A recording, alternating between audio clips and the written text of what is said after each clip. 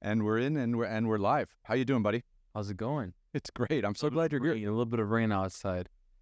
It's been so rainy here in LA this winter that everyone. So this is my first winter in LA. Oh, quite a one. Yeah, and everyone's complaining that it's been raining so much, but obviously I'm not from here, so it's my first round. The most in 45 years. Really? Yeah, I hear. Wow. And the more it rains now, like we're seeing today, for instance, out of nowhere. We had hail last week. We had hail in Woodland Hills. Oh, wow. So, yeah, things are really. It's interesting, but it's California at the end of the day. You can't complain about weather. No. Even after it rains, the sun does come right back out. It's lovely. Yeah. Yeah. So how's 2024 been for you so far? It's progressing. It's moving forward. My book is finally released. My first book is finally released, and now we're just getting a feel for it and seeing how the response is, and kind of having opportunities like this one. So I appreciate you for having me. No worries. Doing media and stuff like that can be exhausting. It hasn't hit me just yet, but I'm very aware. I see my schedule now, and I'm like, my business manager sent it to me last night, and I was looking at the old one, and then she updated it, and I was still looking at the old one. So she's like, Adam, look at the new one. And I go, whoa. Yeah. I can't balance this in a full-time job. I'll see what I can do with this. Yeah, it's a lot. It's a lot. So are you just doing a lot of podcasts or a lot of interviews or magazine stuff? Radio, magazines, podcasts, just people wanting to meet, and we're seeing getting invited for public speaking events, and we're seeing what I can kind of manage. Yeah, so that's amazing. That's what it's all about, right? Is like having a message and then having the opportunity to actually like get it out into the world. Convey it, absolutely. And I really am appreciative of this exposure that I'm being offered, and it's a fun ride. It's a really fun ride. Yeah. I'm excited. I hope you still love it in like 4 or 5 months when you've talked to like 150 different people, repeated the same stories again and again and again. Yeah. I'll give you my phone number. You let me know in 6 months. We'll discuss that. Yeah, we got to get you back on in 6 months and see where you are after it's all happened, really. Yeah. Well, you gave me this amazing drink, a little Red Bull, so I can have that as a little energy source. So when I see you, I'll have something to drink and stay alive. Absolutely. So obviously you've had an incredible few years in your life. You've had a lot of things that have happened to you, and we will get into all of that. But I'd love to kind of know where you're from and how you grew up and stuff like that, how you ended up in California. Yeah, so I was born in Long Island. I was born in the Little Neck Hospital in Seacliff. And you remember the hospital? Okay. So I'll tell you something about the problems of laugh. So when I moved to California, I thought New York was cooler than California. So in elementary school, I told all my friends, I'm from New York, I'm from Brooklyn. And I was never from Brooklyn. I just have family in Brooklyn and Queens. And so I was always under the perception of New York is the cool side. So, but lo and behold, I moved from New York to Los Angeles. Don't tell anybody, besides everyone listening, at 1 year old.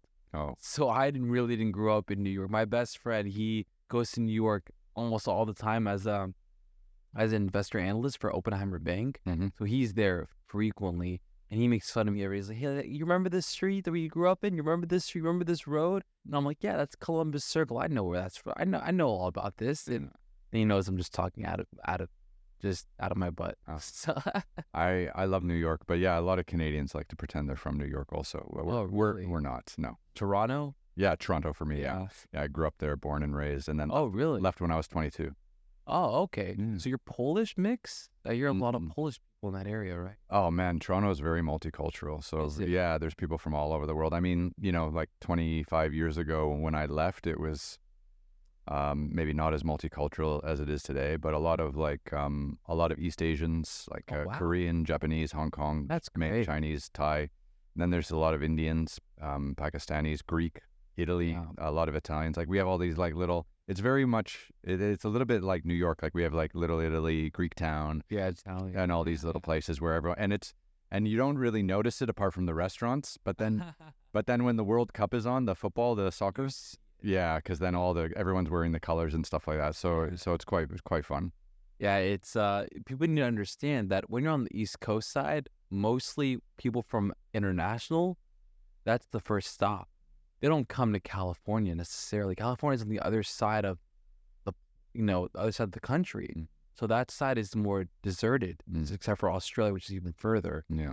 But on the East Coast, even when everyone goes there, you have little South America down there next to Florida, and it's amazing seeing all those cultures, seeing those people. It's great.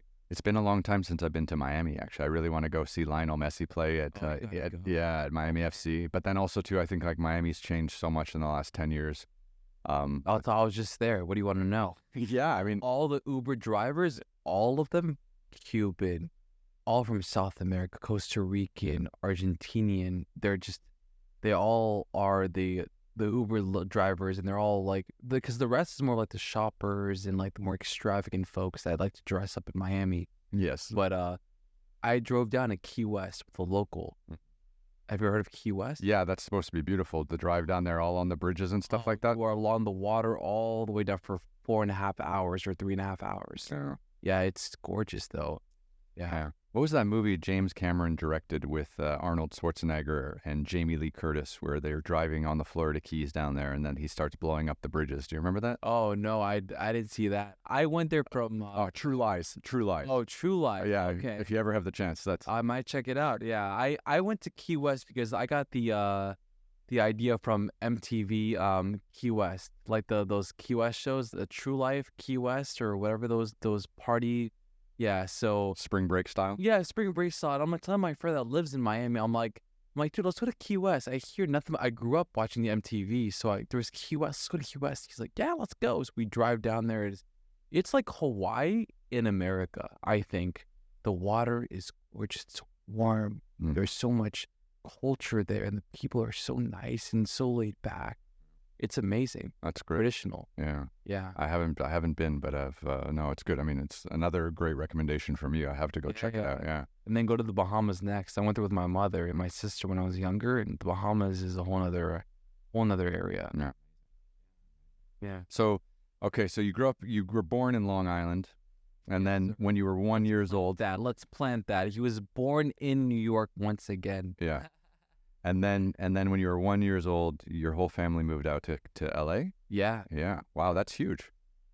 Well, we left a lot of... So my dad has 5 sisters, and his eldest sister, Ella, lives out in New York with her 3 kids, Sarah, Dylan, and Michael Mendelsons. They also grew up in Roslyn in Long Island.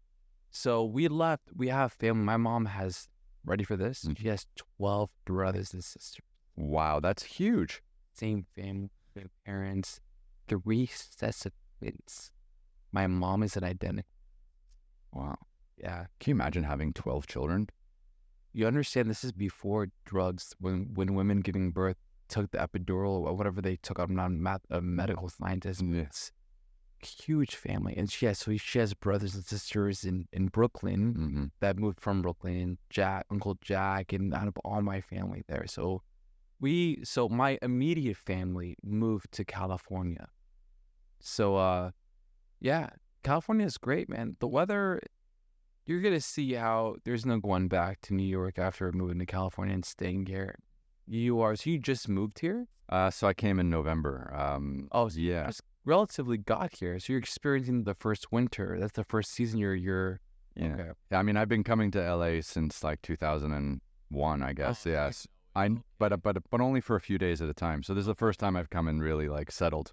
Yeah, you're in a great location, man. You have everything around you, whatever you're in the mood for. Yeah. And you'll see after spring, summer, continuously, after 1 year of continuously living in California, you're done. You're done because your body is now sensitive.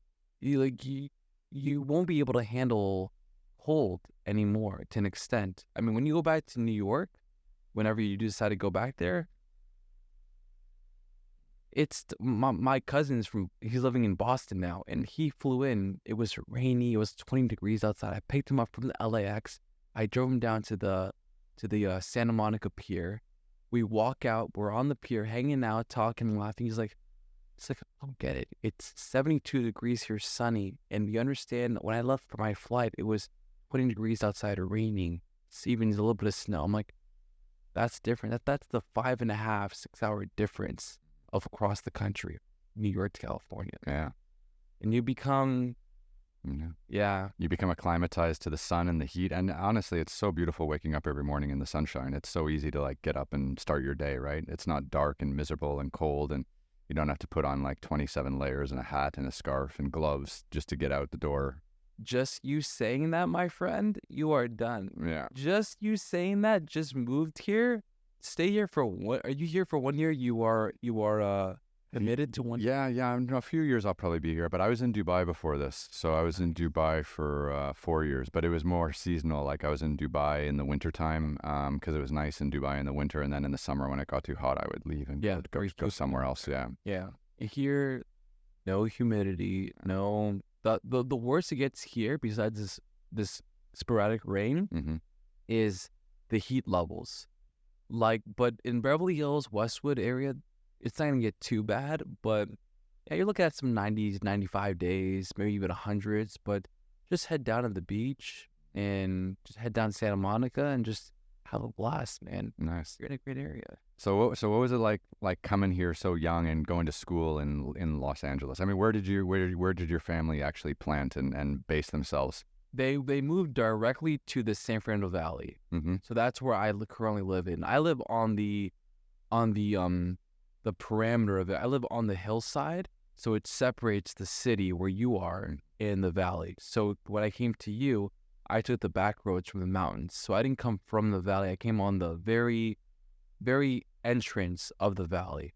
So the valley is great, more suburban, more family oriented. You have the city here behind us, but if you're in the valley, you most likely stay in the valley, so to speak. It's like the family place. Yeah, I've got a lot of friends out there who have kids, and they say like the schools are very good. Parking is easy. There's no permits needed. That's the biggest difference between the valley and the city is parking. Parking is so much. It's seconds. But here, you got to leave an extra 15 minutes earlier just for the parking. Make sure you're okay with the parking. Yeah, and make sure you pay your permit fees and toll fees and whatever kind of fees you have going on over here. Yeah, absolutely. So I mean, were you into sports when you were a kid? Yeah. I grew up on basketball because of my father. He loved the Lakers and the Clippers mostly, and I just always wanted to be the son that can maybe one day deliver to his father to be like an NBA player one day. That'd be amazing. Yeah, and I grew up playing basketball too. I loved it. Did? Yeah. What was your position? So I played for the University of Toronto, and I played point guard, which was great. I had a lovely high school career as well. Nice. Won some championships and stuff, but university was a lot of fun. Yeah. Were you a dribbler or a shooter? What were you? Passer. Yeah, a little bit of everything, but the shooting was my big thing. Yeah. You were the Steph Curry in your mind? Tried when I could get into the starting lineup, but I came off the bench for most of the years. But yeah, played point, loved it, just did whatever had to be done. Yeah, had some massive teammates, like big, huge guys like 6'10" and stuff like that. See, that's what happened to me when I went to my first high school. It was called Birmingham High School. It's like the biggest high school in the valley. It's humongous. There's like 4 basketball gyms, a track, a pool, tennis courts, soccer field, baseball, everything. And I went there, and it's a public school. I'm 5'7", ninth grade. I walk into the court, 6'10", 6'8", 6'6". It's like I graduated from the little Jewish boy American life to the private school life to seeing these Latinos and African players. I go, and then I quit basketball by like 11th grade. I became a bodybuilder at that point. Okay. So, yeah, no, it's a rude awakening. I had that. Rude awakening. Rude awakening. Yeah, I had that when I went to university because, like, when on your university team, everyone was a high school star. Yeah. And then you come into the university. Yeah, exactly. And then you come into university, and that first year is really, really hard making the adjustment. And a lot of people quit after the first year too. I stuck around a couple more years, but by 11th grade, I worked for Abercrombie & Fitch. It was my my second job. I had a job at a yogurt place, and then I worked for Abercrombie & Fitch. Isn't that the clothing store that had all the hot guys and girls like half naked? Like, tending to I was everyone. never half naked. I was working so I was under 18. It was my second job. I was in high school. So I worked at the Abercrombie Kids. Yeah, so it was more like, conservative type. But we were selected to be on the cover of the bags for the month of April 2000. Wow, I'm gonna date myself, like 2006, 5. So I was there taking photos to be on the cover of the bag, and they put me together with this blonde girl, and she ended up being my first girlfriend after that. So it was a little bit of a, yeah. Then that kind of changed up to being a bodybuilder, wanting to be an athlete, and I could be like a guy with Abercrombie type friends, let alone 6'10" player basketball players that I could ever be a part of. So Yeah. that was my transition. Interesting. So what was it about bodybuilding that kind of turned you on so much? Like, what was it? What was the energy or the routine about bodybuilding that kind of made you want to dedicate your life to that? I've always been the kind of guy, and this is me as a person and as a character, that if I'm said something like, you can't do this, I gotta do it. I don't care. I'll die trying. I have one life to live. What do I have to lose? So I went to the basketball gym. It was called the Old Gym at Birmingham. And I was working out with a couple of my friends. And one of my friends he started making fun of me, like, dude, you're weak. We started lifting weights. I could only lift like a 15-pound weight like 6 times, and I got tired. He started making fun of me. He's like, dude, you're weak, Adam. You're weak. You're never gonna be strong. Like basketball, you're gonna fail. Like making jokes, just friends in high school. I took that to heart. I started learning, and there was a program called P90X. I don't know if you're familiar with that. No, I never heard about this. The guy named by Tony Horton. So basically, my mom bought that for me for my birthday. She saw how I was in love. She bought weights for her gym upstairs, so I started working out, and then I started to see my body slowly but surely respond. And then I learned that you have to eat a ton of food. Oh my God, yeah. The protein load is ridiculous. So lo and behold, I started to exercise more and more, and then I was averaging 6 to 7 meals every day. Yeah. Like 6 whole meals with a protein shake. It was every day, but I loved it. My body responded, So I grew and I enjoyed it, and it was more of like a selfish sport. It wasn't a team sport. It was more like you are your own worst, challenger and enemy. It's not about the players around you. So I didn't have to think about anyone else besides my growth, and I enjoyed it. Yeah. I liked it. Feeling strong. It's fun, isn't it? Like I think like working out, bodybuilding, getting in shape. It's I think it can be. It is Style. It's a lifestyle. It is. And I think it's about sleep. It's about it's about healthy eating. And then it's about routine and discipline and stuff like that. And it can be way better than having a whole bunch of teammates that don't like you, or a whole bunch of teammates. Right? Yeah. Relying on too. So you have no one to rely on. Which can be hard because there's no excuses. Absolutely. No matter what, you gotta focus on yourself, and you gotta make sure you have to be your own self reliant. You have to be reliable, because if you fail, it's your mistake. It's nobody else's. Yeah. So you have to hold yourself up and to make sure you get things done. I remember back in the day when I was playing basketball, we had a nutritionist come in, and he was like, don't worry about trying to be on a diet. Don't worry about trying to eat healthy. He goes, you just have to eat like 5,000 or 6,000 calories a day. And he's just like, if you can't eat, he's like fast food, hamburgers, whatever you want to eat, just eat it. Because if you don't hit 5,000 calories a day, you're going to start losing muscle. And he was just like, because we were practicing twice a day, we're playing 2 games a week, sometimes 3. This went on for like 7 or 8 months. And, if your if your body starts eating away at the muscle, you're not getting enough calories. Yeah.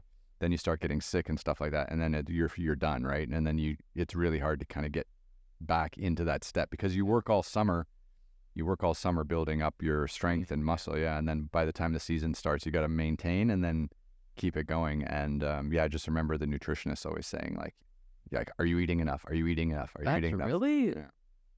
Really, basketball? I thought basketball's more like you want to eat well. She wanted you to gain that much weight, or you were burning that many calories. We were just burning that many calories. Yeah, because we were doing morning practices sometimes, and then we were training in the weight room, and then we were doing like 2 3 hour practices in the evening. My God. Yeah. Okay, so now I understand. Yeah, that's you got to eat throughout the day for sure, and then drink plenty of water too. Yeah. Yeah, it's nutrition is a big factor that people don't understand, not just with bodybuilding, of course, but even any sport, when you're burning so many calories and so much energy and strategies are being placed on you, you got to supplement it. You have to make sure you hit those goals. Yeah. So high school, I mean, did your high school have a facility that was good enough for you to like explore bodybuilding and weightlifting, or were you training at home, or did you have to join a gym? I first started at home at my mom's house Yeah. because I was nervous and I didn't know what I was doing. And then over time, after Abercrombie and Fitch days, I started going to the local gym, the Galleria gym, I call it. And I worked out there, and it's just a few blocks next city over from my high school, very close. So, but my actual high school though, I never actually worked out. I never even so just that one time I ever saw that gym when I got made fun of by my friend. Yeah, and then but never at school. Yeah. Okay. School I shy away from. I was like, as I became a bodybuilder, I became more of like a lonesome kind of like lone wolf kind of guy. Like I carried my meals with me in my bags. I was always focused. I was always writing journal notes, like what I'm going to work out that day. I was listing in class my whole exercises. I loved it. I wanted to be stronger. And then I won best body in high school. Oh, so that was a competition. It was not a competition. It was like who wins best eyes, who wins best fashion style, who was the best athlete. And then Really, they had those awards in high school. They did. Wow. They did back in the days. They probably don't have that anymore. No, I mean that would just destroy kids, wouldn't it? Like their self-confidence these days. Yeah. These days. Now and then they probably want one for like all types of, transgenders and whatever. There's probably so many things. Yeah, but back then there was best eyes and all these things, and I won best body, and I'm like, holy crap. People actually think I look that good. That gave me more incentive, and I enjoyed it. So when you're in grade 11 and grade 12, you're like 16, 17, 18, like what are you, like, are you thinking like I'm going to have a career in bodybuilding, or I want to be a personal trainer, or I want to maybe, I don't know, like was this just a hobby for you, or were you thinking it was going to be like a career path? I thought it was going to be a career path because I looked up to models like Greg Plitt. He was like this fitness guy for like RX Muscle, and he was like met with metrics. All these companies were supporting him, and he was traveling the world and giving people workout tips and all these kind of things. I kind of looked up to that. I wanted to see if I can maybe emulate that in some possible way. But yeah, I enjoyed working out a lot, but I didn't want to compete on a stage. That was the one thing I didn't want to do, because Not like Arnold. I loved Arnold. I still do. He's incredible for what he did and what he created. But I did a lot of research. I did a lot of YouTube. YouTube was just coming out back then, and Googling and looking up, and I saw you have to for stage competition, you deplete yourself of water. You have to count your calories. You have to literally weigh out, scale your food. And I knew I would never be that kind of guy. There was one thing to eat a lot of food. I'm not going to scale it out too. Are you kidding me? And then they put this fake tan all over their bodies and go on a stage in like a little bikini for men in Speedos. And I'm like, that's not my style. I rather kind of get gigs as a model, maybe. Mm-hmm. What about like personal training and helping other people on their fitness journey? Was that something that like you were interested in doing? Because I always find like I work out with a trainer also, right? And I always find like motivation. It's motivation, but it also, I really feel like a personal trainer, like a good personal trainer, has to have like a really unique personality where they get a lot of joy from helping other people and like helping them on their journey. And I just don't have that. Like I know myself, I'm too selfish. I I don't care enough about other people. But a good personal trainer, they're really selfless, right? And yeah, absolutely. And that's what occurred after high school. When I was in college, I began training people. I printed out a whole bunch of papers, a whole little advertisements, and I went to every home in my neighborhood, and I just placed it on their doors and put it in there. And then I put it in their mailbox. Then I found that that's illegal. oh, is it? It's illegal to go into people's mailboxes. You can't do that as a citizen. So Sounds like a federal offense, actually. Anything with the mail is like a federal offense. Yeah. I mean, I guess we're not living in the world these days where you can just put stuff, a little piece of paper in people's mailbox. Because I got a call from one person in the neighborhood, like, "What are you doing? This is illegal. I'm gonna contact the authorities." I'm like, I'm 16, so I want to just work you out. You want to work out? Unsolicited advertising.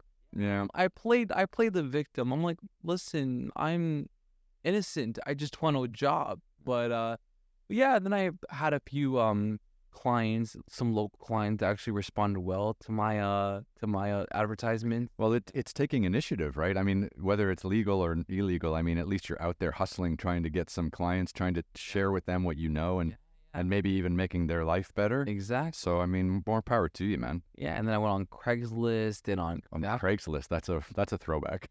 Is it? Am I really dating myself? Oh, I'm a lot older than you, so don't worry. But yeah, no, that's a good one. That's a good one. Okay, I'll say Facebook.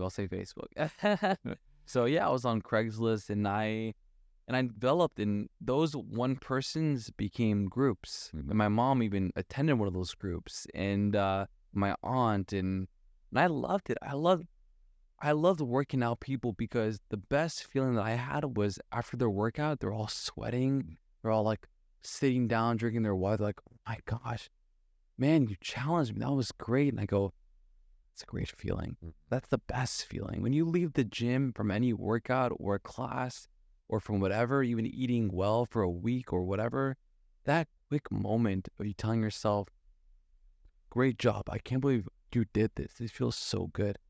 That feels great. I love giving that to people and being the comrade to us to give that. So I've seen pictures of you from back in the day when you were like really ripped. Yeah. And I'll post a few online as well. The ones that your team gave me. But I was amazed, like when you are that fit and that strong and that defined, like, do you really wake up every day being like, oh, today I'm going to work on this and make it even better? Or because you, I mean, you know, from an outsider looking in, you're like, oh, that guy, you know, it knows exactly what he's doing and looks probably perfect for exactly what he wants his body to look like. Like, how do you, like, when you can get that fit and that lean and that strong, like, how do you wake up every day and be like, oh, today I'm going to work on this because it's not perfect? Or like, I just don't understand the motivation of continuing to work out that hard when you already look kind of that like maintaining. Yeah. There's a few factors. One, when I wake up, I'm a regular person. When I wake up, like, oh, I don't want to get up. I don't want to get out of bed. But then as I'm getting out of bed and brushing my teeth, I'm looking at myself in the mirror and going, yeah. So yesterday and the day before that, I hit this muscle and that muscle. So today is leg day, let's just say, or arm day, whatever it is. So once I say that, the rest of my day, it's in my mind. It's like a little lodge back in the back of my mind. Like, no matter what I'm doing, whether it's school, whether it's work, whatever it is, whether even a date, whatever it is, I just know today at some point I gotta do legs, I gotta do arms, I gotta do chest. Yeah, and my biggest motivational source was trying to one day, and at this point, at my height of my career, my body just responded so well. I was getting stronger and stronger. And how old were you? Would you say kind of the peak of your physical fitness? Was 26, 27. I hit my strongest. I was bench pressing 140-pound dumbbells and flying in the air with pull-ups. And there was not one exercise with the amount of weight that was possible to use. There was not one thing in the gym that I could. That must have felt amazing. That's great. Yeah. I felt like I was like, not egotistical, but yeah, I could do it. No matter what it is, I can do it. Can you get that fit working 9 to 5 and just going to the gym in the evenings, or do you have to be like working out 2-3 times a day, or like do you have to like be a personal trainer to get that fit? Never. And that's what I've always been asked. And one workout, 90 minutes, 75 minutes. Mm-hmm. Do a small little bit of cardio. And I didn't do that much cardio in my 20s because I was young, I was active. I wasn't the guy on the treadmill going for like an hour and a half. No. I was never that kind of guy. I would go on the treadmill 10 minutes, 15 warm up, and then boom, workout, and then do some abs, then leave. And then the eating was the hardest part. I had to carry my food everywhere I went. I had Tupperware. I had like a stack of Tupperware, like perfect, almost a Monday through Friday Tupperware, Monday through whatever it is, Monday through Sunday. Mm-hmm. Yeah, and the eating was the hardest, but anyone can get fit.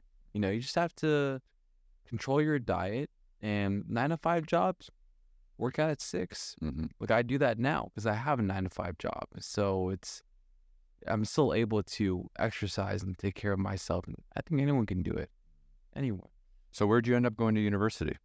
I went to Woodbury University. It's a business and architecture school in Burbank. Okay. Yeah. And what did you study there? I studied business. I followed my father's footsteps, and we kind of accept the fact that I'm not going to be in the NBA after high school. Yeah, that's a tough realization. Yeah, I had it too. Yeah. Yeah, exactly. So he said, Adam. So my father was a businessman, a very successful one. So he said to me, Adam, go to business school, learn business. Whatever you do in life, learn business, so you can do whatever you love to do in life as a business. That's both me and my sister, my younger sister.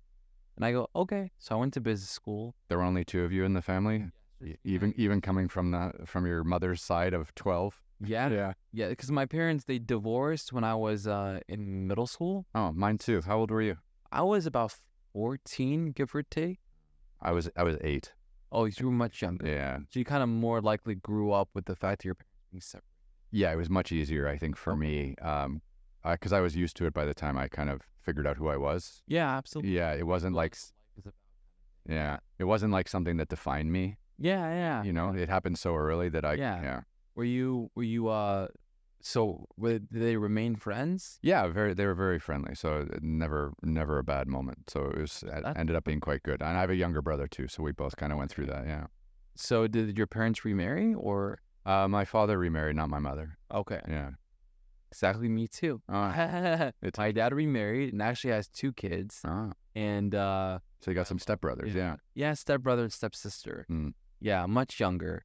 But but it's great. My mom, she has the same boyfriend for many, many years. So but they're all still, the point is though, is that they're still friendly. They're Israeli.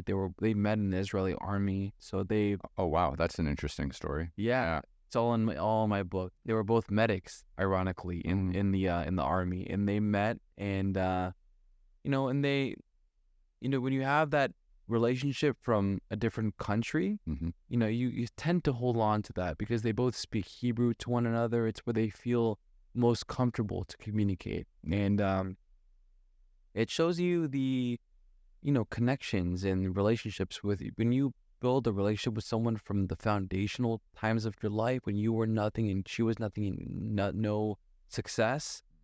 They know you deeply, they know who you are as a person. They know before you had anything in life. So they still remain friends. It's terrifying to let someone know you that well. It is, and and it's my friends and my manager. They know me to the deepest roots, and it's a bittersweet because you can't lie to them. You can't, they know you. And it almost like frightens me. I go, yeah, I wanted to, that happened, and I didn't really, because you wanted that time. I go, yeah. Or all your facial tics or your giveaways. If you actually don't want to do something, but you're saying you'll do it, for whatever. And and then you're not, it's like this or it's like this. They know it. They know everything. Yeah. And the thing is that my manager she lives in New Jersey now. She's from New York too. And that's why we connect so well, because she's from New York. I love East Coast people. So I've only seen her once in person, but just on the phone, she knows the just me saying things, she could already knows my thoughts. Mm-hmm. So it's amazing. It's really great when people know you to the utmost degree, right? I'm sure you have best friends yourself that just know you through and through. Yeah, I mean, some. I mean, I grew up with a group of guys, who were amazing, in grade school, and a lot of my best friends from that era ended up actually playing professional hockey, which is quite common in Canada. Yeah, if you start playing hockey at age 5 and you end up being any good, you get a crack at the NHL at some stage, right? And then in high school, I had a bunch of friends, but I played some rugby and some basketball, but I really lost track of a lot of them because when I was 22, I moved to China, and I lived in Shanghai for 18 years. Dude, you speak a little man? Oh yeah. No, Mandarin, like Putonghua, like the Chinese that they speak in mainland China. The Chinese that they speak in Hong Kong is Cantonese. It's totally different. Oh, okay. Yeah. I've been to Guangzhou in Hong Kong a few times, and we have our shoe manufacturer, my dad's shoe company. Yeah, sorry. Nice. So, yeah, my dad's shoe company, the manufacturer is based in Guangzhou. Okay, yeah. That's a great city. Yeah, I've been there many, many times. Very, very industrial type city, right? All of southern China is like that, like Guangzhou, Shenzhen, Zhuhai, like they're all those manufacturing towns right around Hong Kong. Yeah, so that they can make stuff and then ship it to us here in the U.S., right? The Asian culture is unreal. Unreal. The respect, the discipline. You go to these manufacturers, they have a sleeping room. Mm-hmm. Like the workers sleep on the floor After lunch. After lunch, even at night, they sleep over. Some of them don't have homes. Mm-hmm. You know, things that we take for granted as Americans, things that we will take someone to court over. Mm-hmm. It's a way of life in other countries. We don't know how hardworking there is out there. It's unbelievable, and they get things done like that. Well, that's why all the manufacturing moved, right? Exactly. That's why America doesn't have a chance. You know, unless you want to pay X 100 times more than places like South America and China, and it's unbelievable. It's truly unbelievable. I worked for the New York Times for 10 years covering China. Oh, nice. Yeah, so I worked with two writers, mainly Howard French and David Barbosa, and I was their photographer. Because when I lived in China, I was a photographer. I did some writing too, but not for the New York Times, mostly for like travel magazines and stuff. Oh. But with the New York Times, and we went to so many factories and did so many stories about manufacturing, because this was like 2002 to 2010, 11. Okay. And this was, the early 2000s was just a huge boom in China. Yeah. So it was a wild ride to be there and kind of be documenting those stories and meeting these people and watching people's lives like transform because of all this manufacturing work that had come. And then, because at the beginning it was like a free-for-all, like, oh my God, like all these Western companies want to make stuff in China. And then it was cheap. Yeah. Yeah. And then like 10 years later, they're like, oh, the conditions aren't very good, or these people are working too hard, or, these people are breaking the law, or they're using the wrong paint. This paint has lead in it. Like, and they don't kids are, and kids are putting it in their mouth and getting sick or whatever. So, it took by the time, everyone got over that first wave, at that first rush, then everyone was like, ooh, that's not that great. That's not that great. That's not. And of course, these are publicly listed companies in the United States that are manufacturing in China, and then the conditions have to be good, or else it's in the news, and then the stock price goes down. Exactly. So it's just a never-ending circle of like trying to catch them doing something right or wrong, and then trying to figure out how to respond to it. Yeah. And then having people like us at the New York Times not report on it. Yeah, exactly. Yeah. And you see how China has flourished, though. Yeah. They have abided by anything that's said about them, anything that needed to change. They did it. Yeah. And now China is amazing. It's interesting. Like I left in 2018, 2019. I moved to Dubai at that stage, but China was definitely a little bit on the downslide by then, and then COVID has really set it back. So I'm really excited to see what happens in the next few years as China kind of opens up again and starts getting back to work, because like 3.5 years of being completely locked down. Nice. Yeah, it's definitely taken its toll. And also places like Thailand, like that's really very close.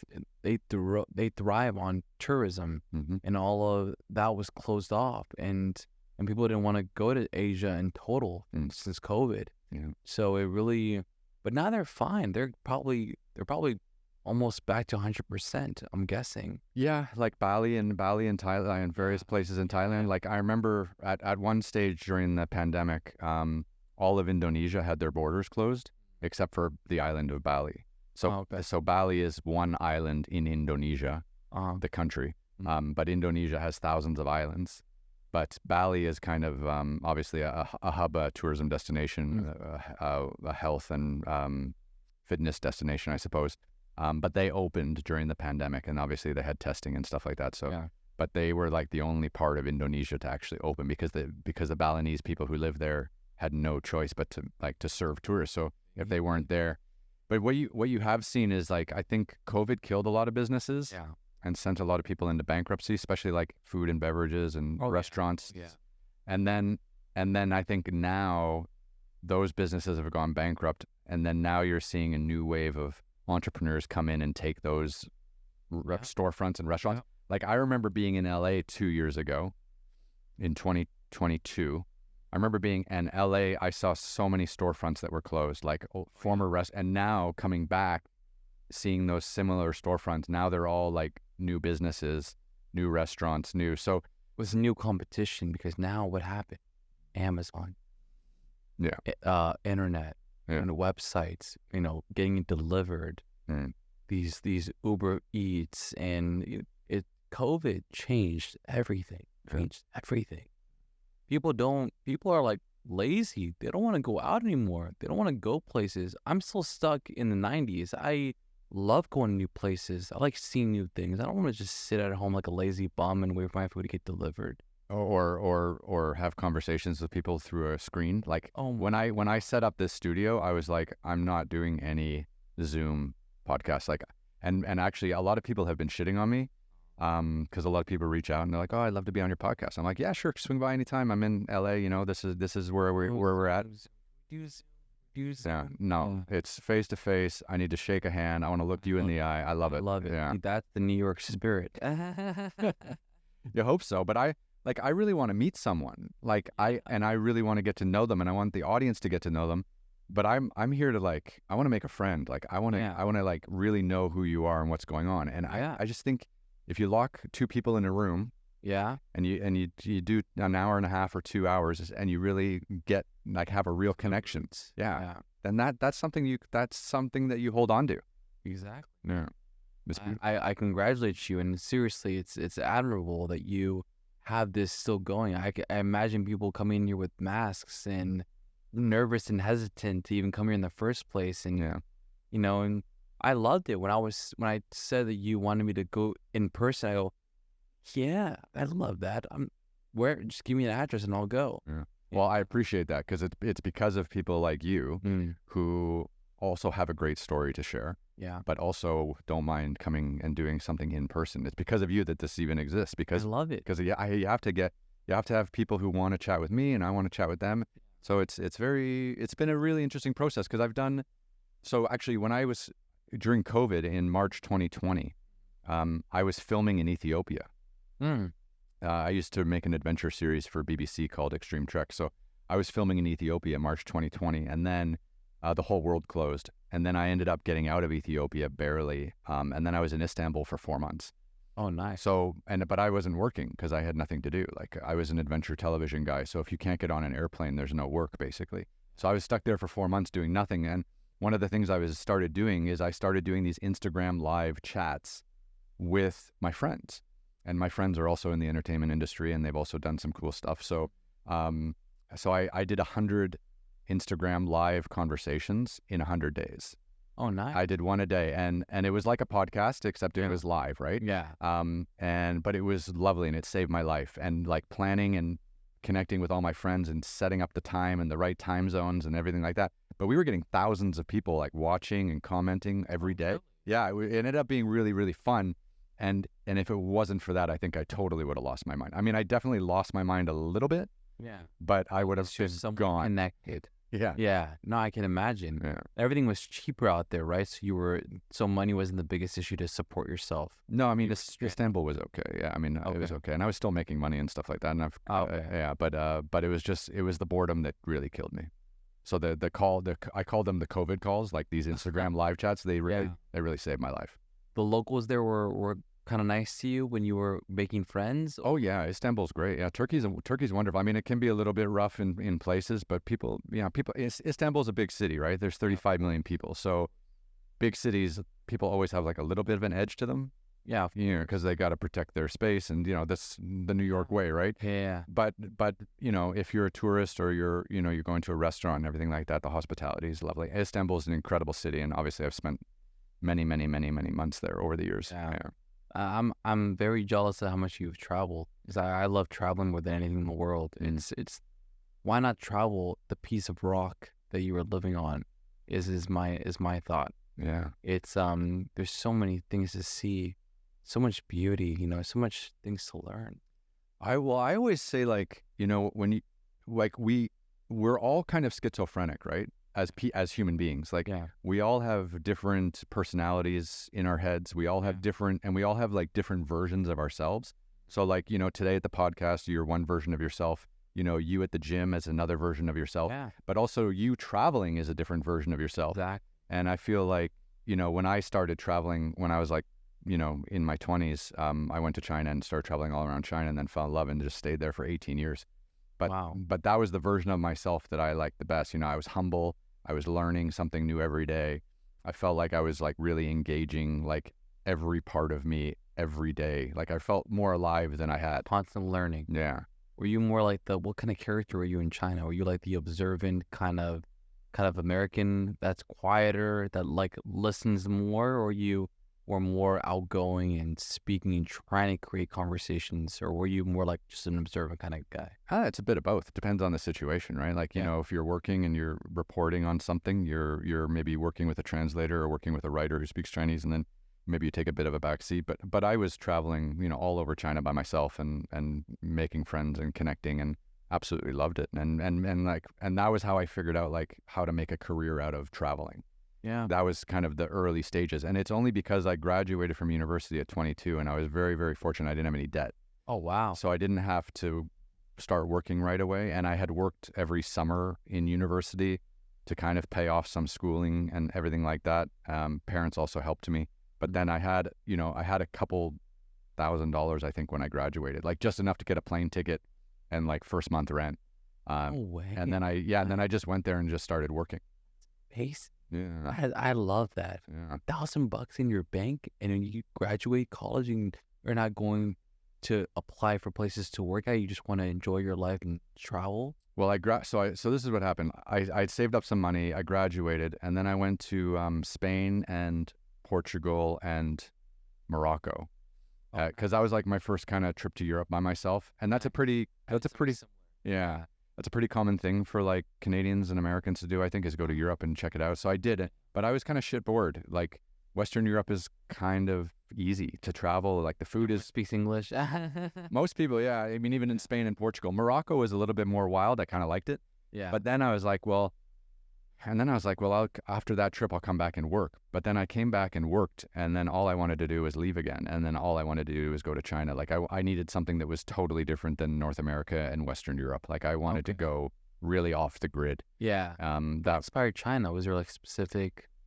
So I took a class in university, in my second year of university, only because it fit my schedule, not because like I really wanted to take that class, but it was just because, that fits perfectly with my schedule, because I was playing basketball. We had to have Fridays off because we had to travel Friday, play Friday night. So I took this course called like Introduction to Modern China. And that like set my brain on fire. Yeah. I was just like, I started reading everything I could get my hands on about China. And then by the time I graduated, subconsciously, I had already like decided like I need to go see this country. Wow. Was there like a specific detail, like food or the culture, the respect, the discipline, the family orientation? It was just different. I just needed different. Like I had gone my whole life playing basketball. Yeah. And I wasn't good enough to play on the national team. The norm. Yeah. Yeah. And I wasn't good enough to play professionally. So I was like super depressed, and I needed something different in my life to try to like grab onto, and I just felt like China would be it. Cheers. I love that. In China, probably Hong Kong is unbelievable. Yeah, Hong Kong's crazy. Yeah, it's fun. You're walking the streets, you get free Wi-Fi. Everything is. They sell stuff at the airport, like expensive things, like the technology and the cultures are so amazing. And they have these. I'll never forget my first time in China. I don't remember exactly where. It may have been Guangzhou. My dad took me to this big, like stadium size like mall. We walk in, he starts just getting undressed in the room. I go, "What is this?" He's like, "It's a spa." I go, "Okay." So I take off all my clothes and I'm putting like a towel over my head, and and my dad's just getting naked and just gets naked and just walks out. I go, "Whoa." I was like, "Dad, Abba, wait. And he goes out. He's like, come on. We go out. It's just the men's section. Mm-hmm.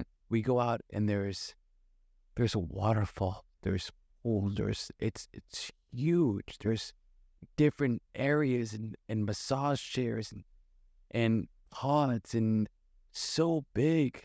And you go in the water, whatever you want to do. Then you go into a pod, and then women come up to you and workers and say, "I'm going to cut your nails. You want some food? Do you want to watch a movie? Do you want a massage?" Well, and I see this and I'm like, and this is like a stadium size, like Staples Center or Crypto, whatever it's called now. Yeah. And it's huge and it's just a spa.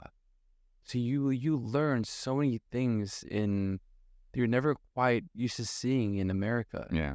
The relaxation culture in Asia is on a whole different level. Yeah. Whole different level. It's unbelievable. And how people respect each other. People are clean and the streets are clean and there's no fighting or banter or yelling or screaming. Everybody is there living and doing what they have to do. There's smiles, there's laughter, but there's nothing much else. And I think the American people need to understand the culture of the Asian culture specific. There's many more cultures out there that is just the same, but it's really respectful and honorable and clean and a good way to learn about yourself and about how you carry your own self. Yeah. I think it can be. I think, a lot of people in Asia, China specifically, just because I'm familiar with that, like a lot of people there kind of live in fear of the government. So that also, yeah. I didn't want to bring up communism until you mentioned it. Well, I don't mind because I've been doing this for years, and publicly. So, when people kind of grow up afraid of the government or afraid of government institutions, or you don't have really a rule of law, or you can't really defend yourself from the government. You could make the same argument here that in the U.S. you can't defend yourself from the government either, but not like them. No, it's different. Yeah, at least here there's. You have a WeChat? Yeah, I have WeChat on my phone. Yeah. If you speak to your friends or anyone that you know in China, you can't say nothing incorrect to them. You can't say, "How's the government treating you? How are things going?" Well, any app you use on your phone is public information. Like that is true, but to WeChat, we have workers. We have many people in Guangzhou that we speak to on WeChat to design new shoes. Mm-hmm. If I message one of them privately, like one of the names of the people is Paul. He's been with me and my dad's company for like 15, 16 years, so long. Mm-hmm. If I say anything about the government or how he's doing or how life is there entirely, good. Everything's good. Everything's fine. Good. I'm happy. Good. 1 word, 2 word answers max. Yeah. No. Yeah. That's it. Because everyone's watching. Yeah. And the government in China, they track WeChat and they can't have access to American emails, and it's really unbelievable. The constraint they have over their citizens. Yeah, it's quite a grip. And and I think, back in the day, when I first arrived in China, 2001, 2002, 2003, like the trade-off at that time was very clear. Like basically the government said, "Okay, look, like we're the Communist Party. Yeah. We're running the show. We're going to run most of the economy. But you're going to get richer and your life is going to get better every year, we promise. But just stay out of politics, make as much money as you can, and we'll run the country basically." Yeah. And that trade-off it worked for decades. I think really until kind of like, I think it worked really well because I was living there. I mean, I think it worked really well up until Xi Jinping, the most recent president of China, who he declared himself emperor for life. So he declared himself president of China till he dies. And what happened then is prior to that, it was like clockwork. Every 8 years, there was a new Politburo and new president of China. And all these previous presidents, when the time came, they walked away. They bowed out of private life. They all had massive businesses around them because obviously they had all the power. But when Xi declared himself emperor for life, I feel like that started really a bit of a downslide. And then of course COVID and the way they responded to COVID is interesting. So I'm really curious to see what the next 5 or 10 years in China is going to bring if Xi Jinping is still the leader. And then obviously he's in his 70s now, so he's going to be entering his 80s. Like, is he going to be like Biden in his 80s, or is he going to be, is he going to start slipping mentally? And then you've got this massive 1.4 billion people country, like manufacturing hub of the world, nuclear power, like with this aging, like being emperor for life is terrifying, because what happens when who tells the emperor he's no longer fit to rule? That's and then no one's going to write op-ed pieces in the newspaper. No one's going to talk about it publicly, right? So when he does start to slip, like we all slip, like we're all going to be there, right? We get older. We all, make mistakes. But we're not all running countries. Yeah. And I'm really curious to see like who's going to have the balls. Sorry, that's not a great term to say, but who's going to have the gumption, the guts to tell him like your reign is over, Same thing with Russia. Yeah. Same thing with Russia. Yeah. We see just declared. Yeah. It's really nerve-wracking to see how the world transforms and progresses over the next 10, 15 years now with AI, now with technology. Technology is opening so many doors for future wars, and satellite imaging, and COVID was a war tactic from what I understand. In China, they were developing a virus from all the conspiracies that are out there. And it's not about now killing with guns. It's now micro. It's cellular, and or cyber hacking, right? Or it goes on and on. It's really just unbelievable.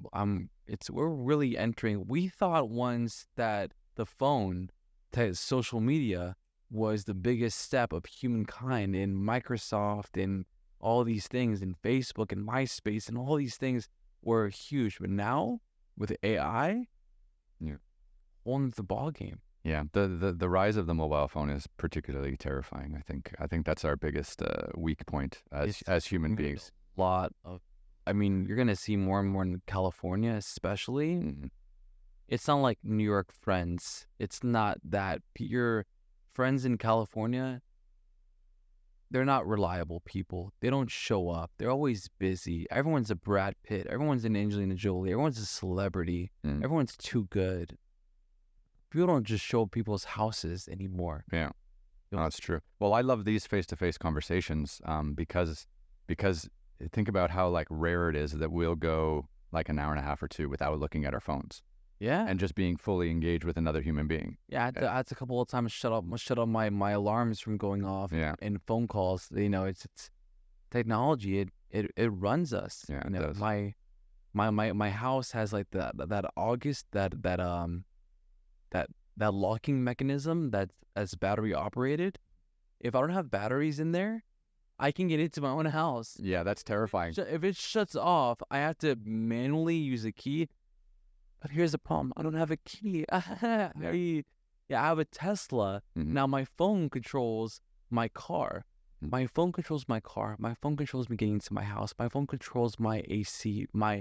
It's just technology is, soon it'll be relationships, Yeah, for sure. That's going to be huge. So let's go back a little bit. So you studied business in university? Yeah. Dropped out second semester. Okay. It was not my thing. Yeah. I was starting my own business. I was starting a fitness app with like teams and international teams like in Pakistan and some local ones in San Diego. It's basically an app that tracks you. You tell your app that you are going to the gym to work out X and Z. And then once you arrive there, it tells all your friends that you arrived there, who you're with, your heart rate, how hard you're working out. When you leave the gym, it checks you out. It's like a GPS system that tracks you. Back in the day, before people would get mad at you for tracking them. So it was more like the early Instagram stuff. And what was that? Like, was it like so that you could show all your friends like, hey asshole, I'm in the gym, you should be in the gym too? Like, was it kind of like a, Yeah. yeah. It was more like motivational in a sense, like The Rock is going to the gym. He's at the gym right now. Kevin Hart, all these people are working out, these celebrities, all these big time influencers and trainers, like they want to show their clients, they want to show their audiences, their pals that, hey, I'm at the gym at this location. And this app worked internationally. Oh. I tested it myself in Thailand, in Pakistan. So wherever you activate your workout, the GPS will follow you, create a 100-meter parameter around your location of the gym, the selected gym. And the second you walk and step foot into that parameter, it clocks you and tells all your friends, all your followers, all your clients that you're working out no matter where you are. Then it times you too, and it puts your phone on automatic do not disturb. There's many little quips that I created for the app, early stage. Yeah. That sounds really cool. It was, I loved fitness. That was my dream. And I love being a social kind of guy, and I love, meeting new people and, pushing myself. And I enjoyed it. And we were set to launch. It was exciting times. And at that stage, were you also a personal fitness trainer? Or yeah. To fund my business, I was a personal trainer, and I was also, I was having my groups and my one-on-ones, and I was making a pretty good income. I was charging higher rates because I've created over the years a higher value of myself as a trainer. So yes, was funding myself through that. Well, that's great. And one of the things I always want to ask, because I feel like you got into bodybuilding quite young. Yeah. And you got into training yourself and then training other people. How important has Instagram and social media been for your business development? Because I feel like all of a sudden with this social media, for example, I feel like everyone's a personal trainer or everyone's doing something, right, to help out someone. Everyone is recording themselves. Everyone is being that celebrity, everyone is, telling people how much they lift, telling people how much they eat, what they eat, all this stuff. Popularity contest. Yeah, it's exhausting, to be honest, to watch.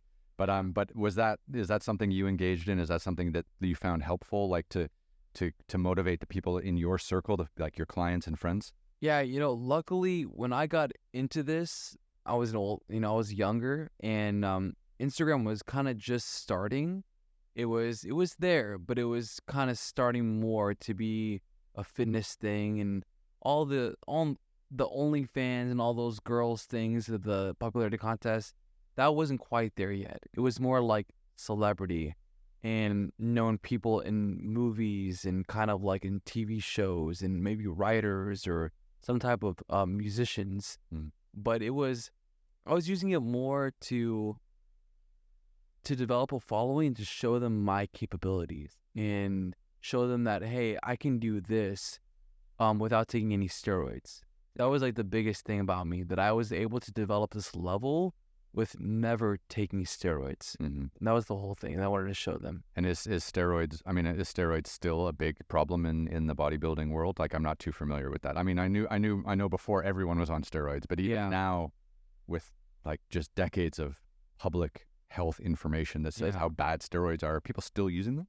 They do, but now they're a lot more strategic, and now it's so easy to get one professionally prescribed. You can go to a doctor, and they can just give you testosterone, and there's many people that sell those boosters, those HGH, the human growth hormone. They do all that. And I had friends, the other celebrity type friends, bodybuilders, that were telling me, Adam, do steroids. Let's see what you can do. Come on. You can do this without steroids. Let's see what you can with.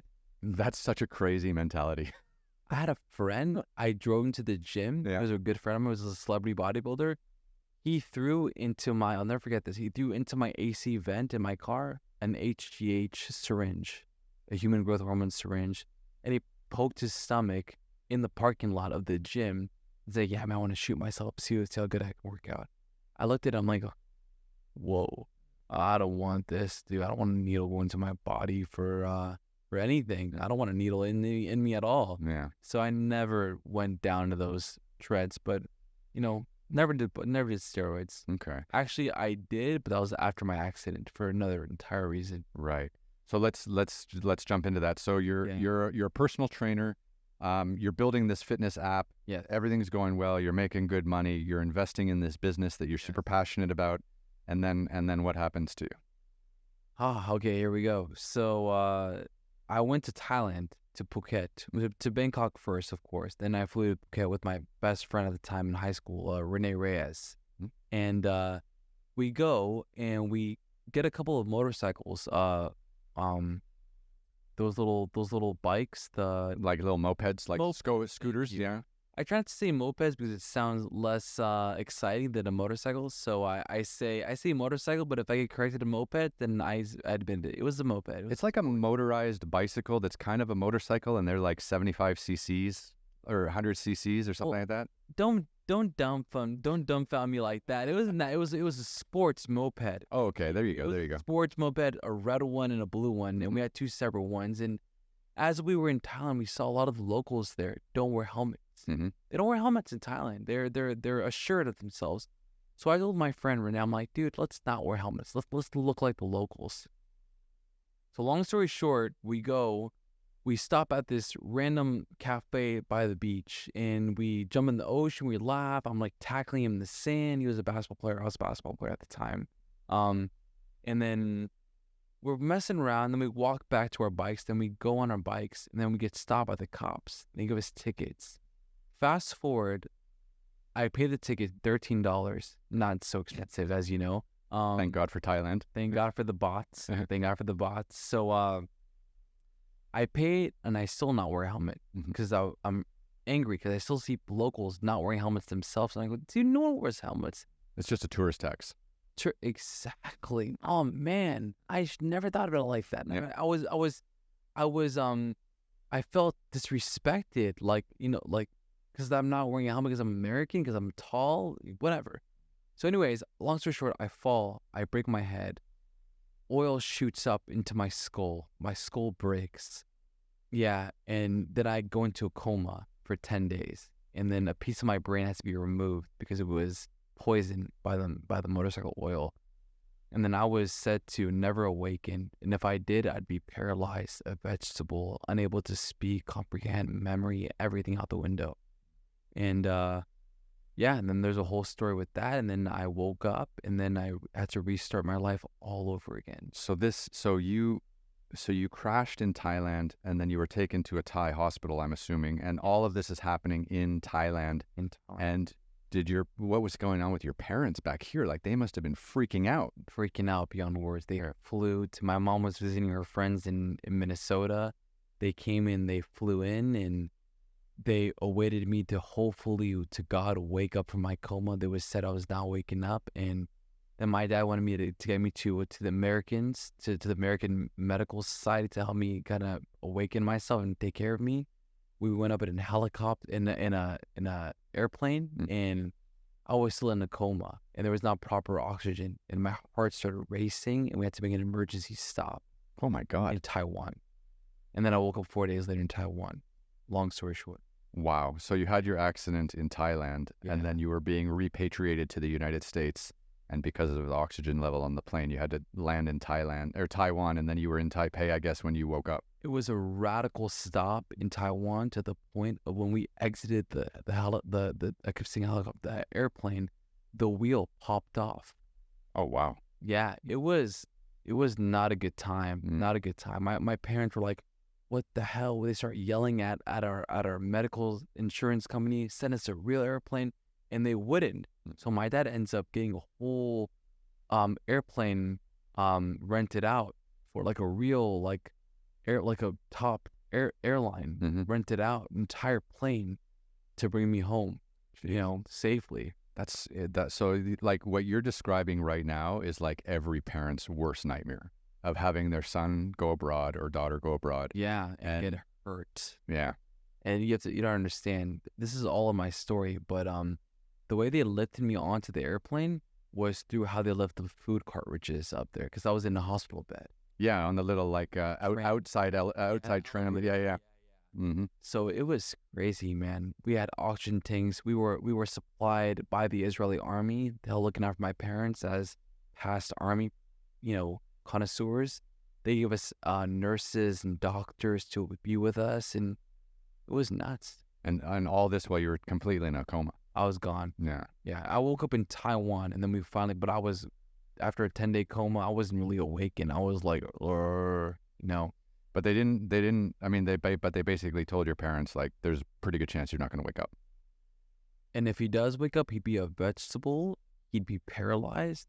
All the worst things a parent can hear. Yeah. All the worst things. Yeah. That's intense. It was really, look at me. I was just some big tough bodybuilder. I could show you videos of me waking up from my coma. I'm still a monster size. My chest, everything is my shoulders. But you see a giant crack down my skull, and my skull was broken. It was literally like this. 15% of my skull right now is plastic. Oh my God. Isn't that crazy? I try not to say that to too many people, but since we're in here for a couple hours, why not just learn everything? Yeah. No, that's terrifying. Unreal. Yeah. I still don't have any memories, any recollections of it. My first memories were traced back to 3 months after awakening, when I was at a place called a Rancho. It was a medical, a sleepaway hospital for neuro hurt people, like traumatic strokes and brain injuries. Yeah. And what was it like coming back to the U.S., injured and having to face what I'm assuming was an absolutely devastating rehab? I didn't know what I was. I didn't know. So when you woke up in Taiwan, could you feel your fingers and toes? I have no memory. Yeah. Till 3 months later in America. I don't remember Thailand. The last thing I remember in Thailand was me and Renee waiting in line to pay our tickets from the cop. That's the last memory in Thailand that I remember. The next one was 4 months later, after all the air flights back in in that hospital, the Rancho, they call it Rancho Hospital. It's a tire place for a sleepaway. You get a private room. The nurses bring you food. They shower you. Like it's like you are. I was a baby all over again. I was a baby. I couldn't do nothing. I had one good arm and then one good leg. And that was it. That was it. Yeah. And I had to wear a helmet, ironically, for the next 4 months. I got a cranioplasty surgery. Yeah. You know what a cranioplasty surgery is? Yeah. That's good. I love when people don't know what cranioplasty surgery is. Basically putting plastic in areas of my skull that was broken to basically make my head look round to you, because my head was like straight. Yeah, it was straight. Yeah, it was broken. Crazy. There was a section in my skull that was like inwards. Yeah. It was nuts. Wow. It's amazing that, yeah. Yeah. That's incredible. Yeah. I suffered seizures. I don't want to go into too much details to give away the book, but I got stem cells. I had a seizure. I slipped. I broke my good arm and my bad leg and my good leg. Like it's an entire story, entire series of stories. Yeah. And I mean, how long was it from when you got back to the U.S. till when you could like walk again? Like just baby steps. 4 months. I was in a wheelchair, and then I went to a cane, and then I went to a leg brace. And then my recovery, I was said, after having a severe TBI, traumatic brain injury, is incomprehensible. I was in a car living alone within 10 months. That's remarkable. I was said. I always said that. I don't remember any of this stuff. I just remember, do this. You got to drive. Even the DMV, they interrogated me in a room, interrogated me. If someone honks at you in traffic, will you hurt them? Will you bash your car into a walker on the street, crossing the street? Like they like interrogated me after severe traumatic brain injury. The government doesn't trust you to operate vehicles and to live alone. And it was my life I was once the strongest guy in the entire gym. I was the guy walking in a wife beater every day. Look at me, look at me. And then after my injury, I had a new goal. My new goal was to blend in with the crowd, not look like a highlight reel, just to look at like one of the many. Yeah. My whole life changed. Yeah, because you just don't want to look like you've been injured, right?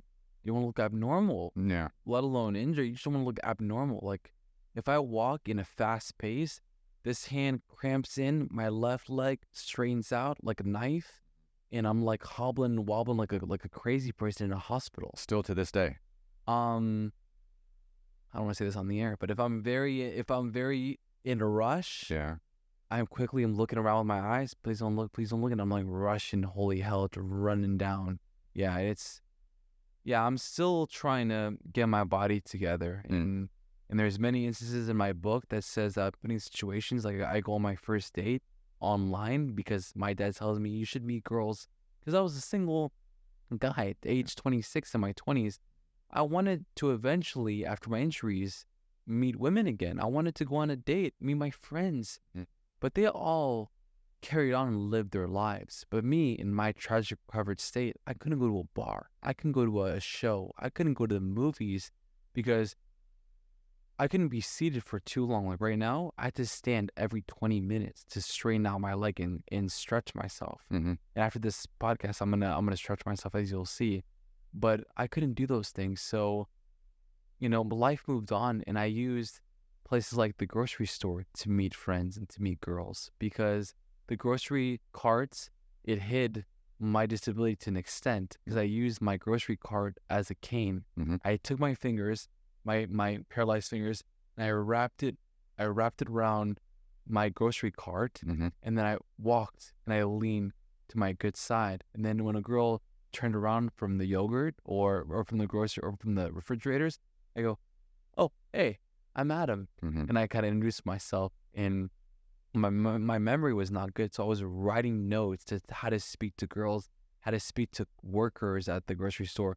I had a little receipt plaque on the grocery cart, and I was like reading, "Hey, my name is Adam. Do you know where I can go?" I literally was taking notes, how to talk to men, to friends and people and girls. It's a whole change of life. Yeah, because when you think about it, before your injury, you were so fit, probably so confident, and just like living your best life. And then this whole, going in through a coma, then having to rehab, and just like an hour, a little while ago, you were telling me how great it was when you wake up in the morning, you look at yourself in the mirror, I got to work on my arms today. Today's going to be a leg day, and now you're just trying to get through a day without feeling in pain or being exposed that you're someone who's been injured, right? Because you just want to fit in and be normal, especially dealing with women and things like that. It all starts from putting on my socks in the morning. Yeah. Putting on one sock with one hand every single morning. It's just that first task of my day is a reminder, I am developing PTSD a little bit from what happened to me. I didn't know what PTSD was except for those war movies and, ex-soldiers, but I speaking more to my amazing manager woman, Melissa, and she tells me after I open up to her about it, she goes, you it looks like you have PTSD. And I go, and I now learned that I do, because I lay in bed sometimes in a complete array of doubt and nervousness, to the point of, how am I going to drive to work today? I have to drive on the freeway to work. Can I do that? Will I get there safely? Will I crash my car? Will I do what the DMV thought I'd do? Will I get angry? Like, how am I going to get up? I have to brush my teeth in the morning with one hand. I have to put on my socks. I have to make breakfast. I have to carry my laptop to work. I have to go to work. It's endless. just constant like self-doubt or fear, anxiety. It sounds like you have all this anxiety about just trying to do normal things. It's amazing that once I lost my brain, cognitively, I couldn't think of how even to speak, I couldn't think to ask for water because I didn't know what water and food was, and showering and the time of day. But now that I got my brain back cognitively, Mhm. it spins with thoughts. It spins. And I once had ADD when I was younger, growing up, because sugar. I love candy. I still love candy more than anything in the world. Mhm. I'm not an alcoholic. I'm a candy guy. So my mind is always racing, and now it races, but not for fun, not for gym, not for women, not for friends, not for parties. Mhm. It spins the thought of insecurities, doubts, limits, constantly looking at the ground, assessing where I'm going to take my next step, Mhm. obstacles, so now I'm dealt with a whole new side of my way of thinking. Interesting. Yeah. Just as a small aside, like I had spoken to some military vets who had come back, and they some of them had to deal with PTSD, and it was all about like sounds that they would hear, or sometimes that they would just be in like a resting state, but have their mind kind of drift back to something that had happened, and then they would like physically feel it again in themselves, and how that and how they've kind of had to like reintegrate themselves into society. It sounds like they came back healthy. You came back in a coma, basically. But it sounds like that kind of rebuilding process mentally can be a little bit similar, maybe. Yeah, I mean, not trying to be emotional, but when you watch movies like war movies, like I'm not interviewing people like you, so I don't really expose this firsthand. Mm-hmm. But I watch movies and I see these wounded soldiers and PTSD. The word PTSD, even in rap songs, they use the word PTSD and stuff like that. Or being triggered. And there's no sounds, there's no things, there's flights, there's no motorcycles, there's nothing that sets me with fear. But the main thing that sets me is laying in bed. Mm-hmm. I don't know what it is. It's when I lay in bed in the morning, either waking up or going to sleep, my mind just doubts. It just doubts. Like, dude, you have one arm and one leg. You are going on a date next week. You have presenting something at work. You are running 4 shoe stores. You got to go to those shoe stores. And the most ironic thing is that shoe store, my dad's company, Gidify, Mm-hmm. is a patented shoe technology that helps people walk better with less pain and less limitations. Mm-hmm. I am my father's son, his oldest, only son once before my half brother. I am a walking trampoline of once when I was early stage working for him again. I'm running his shoe stores with retail shoes for customers, clients. Here is the owner's son walking like a hooligan, swaying back and forth. It's you're overloaded with thoughts of insecurities and doubts. So I went to being the strongest guy in the gym, the most looked after, the one that was being on shows, being interviewed, like these main big time bodybuilders, like celebrity bodybuilders were interviewing me. Oh my gosh, look at Adam, the unbelievable no steroids guy. Look what he can achieve. Look at his strength, his capabilities. To being in the grandmother section of the gym once, trying to lift those little 3-pounders, 5-pounders. Don't be so mean. 3.5. 3.5. And that's the honest truth, 3.5. Yeah. Silver ones. You know those all silver ones? Not the big daddy weights, like the big black weights, like the silver ones, the all shiny stainless steel iPhone 1, the silver ones. And when I see a beautiful girl at the gym now, before my accident, I was dating the most beautiful girl. She was Miss South America in my gym. She was the girl that everyone looked at And she went in there with with her father, like this big, disgruntled, strong-looking, tough guy. Like, don't look at me. Mm-hmm. One day I saw her alone. This is in the book. I don't want to give too much away. And I went there with confidence, went up to her, showing her my strength. Hey, I'm Adam. How's it going? How you doing, Joey? Yeah. From Friends. That was the best. How you doing? Friends. Yeah. I grew up on Friends. And I did that. Now? No. No. They'll be almost be nervous. A guy like me, because I'm still a taller guy. I don't want to scare off a girl walking like a hooligan after her, like a T-Rex. Mm-hmm. And my whole life just transformed. So, from lying at the ranch or rancho where you were at the hospital, Yeah. how long did it take for you to realize that your journey could help other people and that you wanted to write a book about it? That's a great question. Because I would be so self-absorbed, I'd just be working on myself. Like, I wouldn't think maybe that someone would want to hear my fucking story. So I don't even think I would try to write it, right? Like, I've written a few books about adventures and stuff like that, but it was mainly for people who were interested in other countries. Yeah.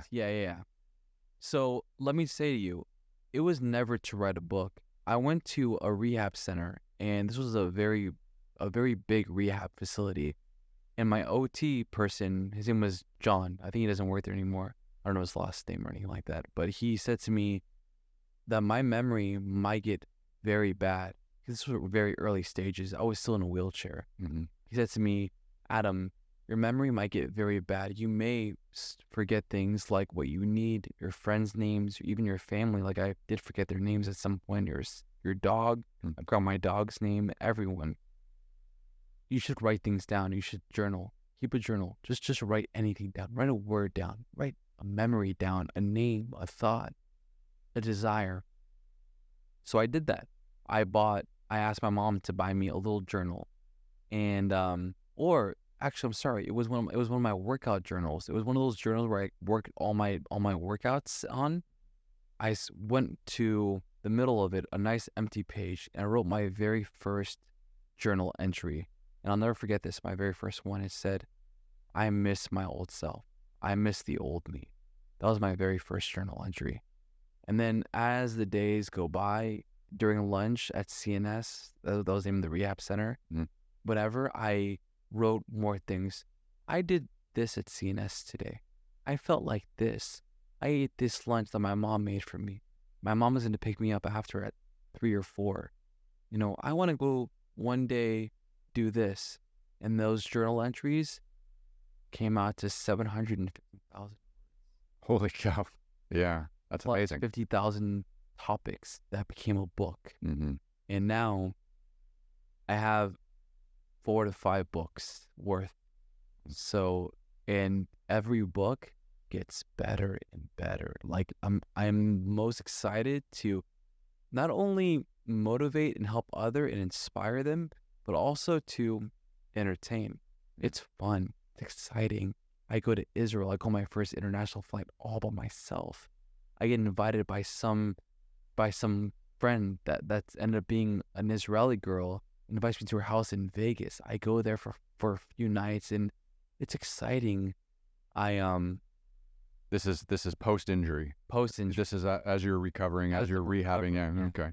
My first girlfriend ended up being my physical therapist because I had to re-equate myself, reintroduce myself to the ways of life of being a man, and I used to, and my physical therapist, she was stretching me one day, and one thing led to another in that stretching, and we were intimate, and it's the story is like, the story is really interesting. Like, the story is a roller coaster ride. It's, you have a high being a bodybuilder, amazing guy, and then being dead.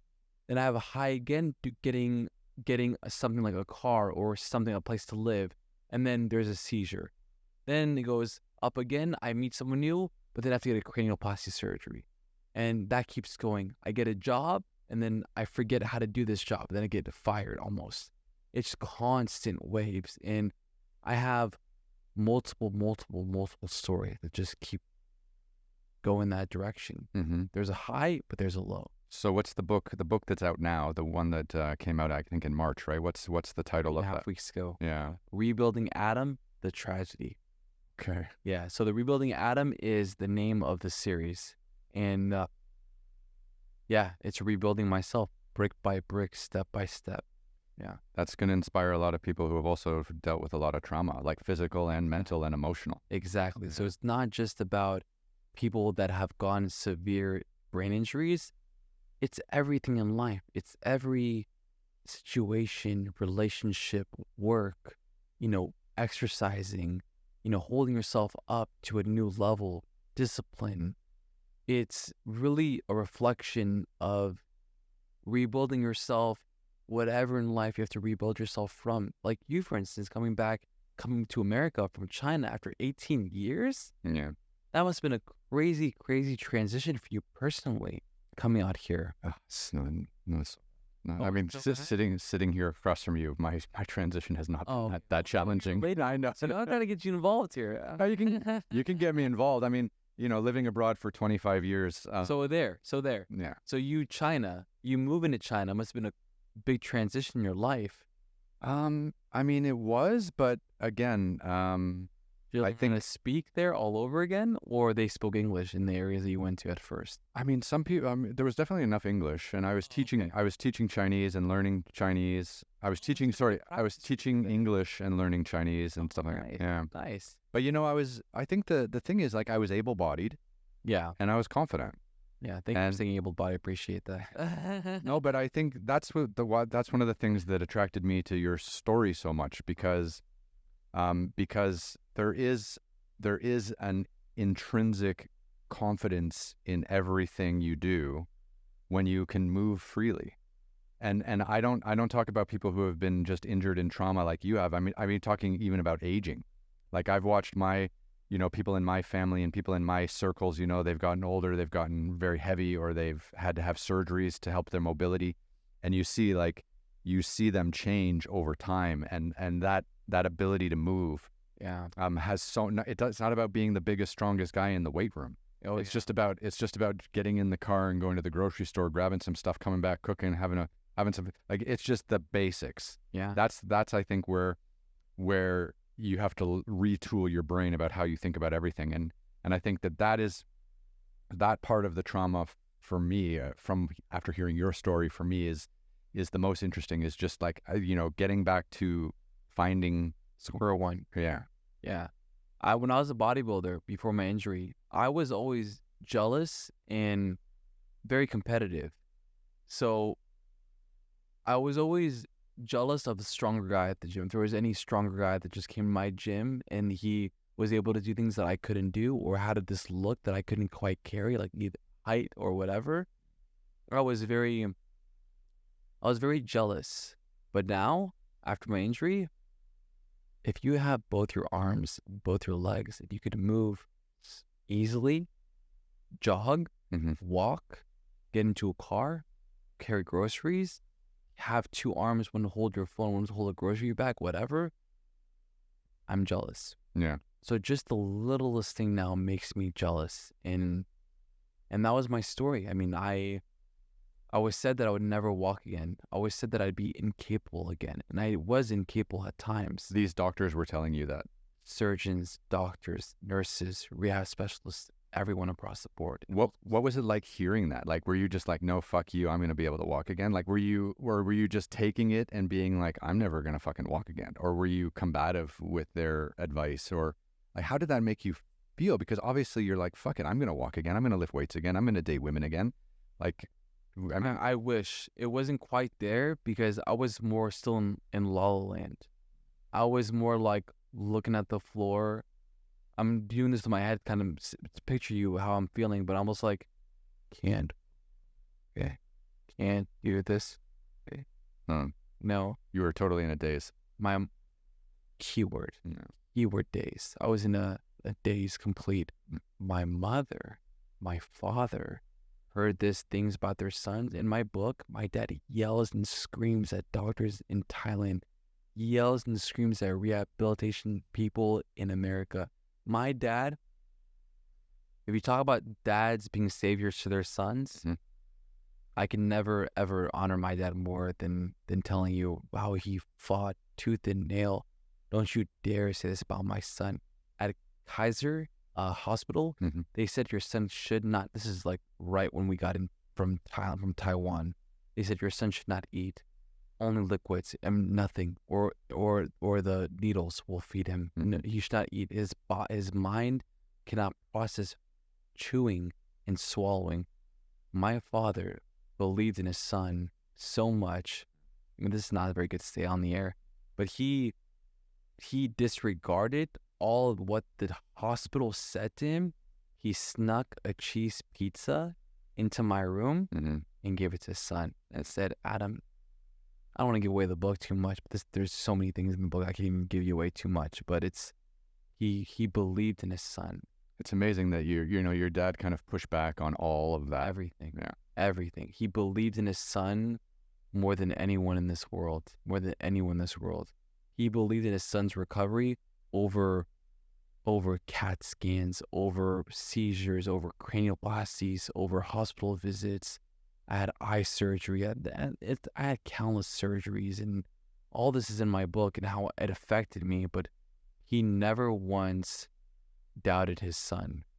That's so important, isn't it? Because I mean, like, I think, it's a lot of like, because you grew up playing sports, I grew up playing sports, right? Yeah. So talent is one bit, Yeah. but having people around you who believe that you can do what your talent shows, or even rise above what your talent shows, gives you the confidence to achieve.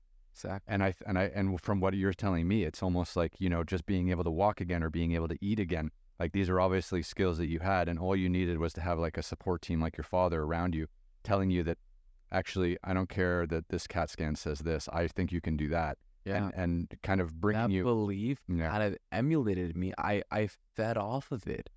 I looked at myself like, you want me in charge of? I mean, I actually applied to that job, and in time, as I was getting smarter and more cognitively straight, I applied to those jobs, and without even a dot of hesitation, he let me run all the shoe stores. And I'm talking like Palm Springs, Huntington Beach, like distant ones. Mhm. He told me, the one thing he said to me was, Adam, I don't know if you should run all the shoe stores. I kind of wanted to start with one, but that was the first time that I stood looking at my dad and said, I didn't say this, but I thought this, you believed in me.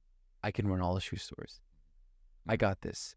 And he believed in his son. Yeah. Heard me say it, done, go. I think that's so powerful because, because then all of a sudden now you have something to aim for. You've got something to like aspire to, right? Exactly. Yeah. And also too, something to distract you from your physical illness. And you've got now a job. Exactly. And you've got things to do. And that kind of distraction, I think, and that kind of like refocusing that energy is super healthy.